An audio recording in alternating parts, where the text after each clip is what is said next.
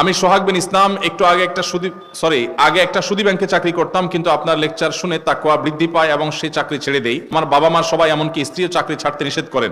আমি তাদের বুঝাই যে আল্লাহ রিজিকের ব্যবস্থা করে দিবেন। এখন আমি একটা মসজিদে খুতবা দেই, আলহামদুলিল্লাহ।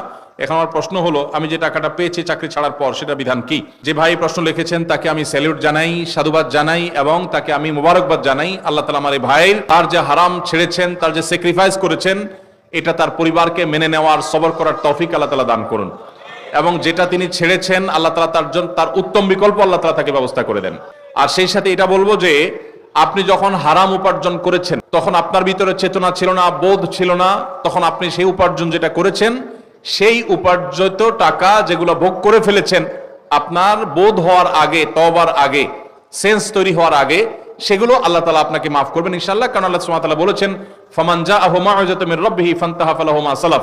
কেউ যদি আল্লাহর নসিহা, উপদেশ আসার আগে এরকম কোন সুদী কারবার করে থাকে, তাহলে আল্লাহ তাআলা সেটা তাকে মাফ করবেন। তবে আপনার তওবার পর আপনি হারাম এবং হালালের এই যে উপলব্ধি, এই সেন্স যখন এসেছে, তারপর যদি আপনার কাছে কোনো হারাম উপার্জিত টাকা আসে, তো সেটা আপনি গ্রহণ করবেন না, সেটা আপনার জন্য ভোগ করা জায়েজ হবে না।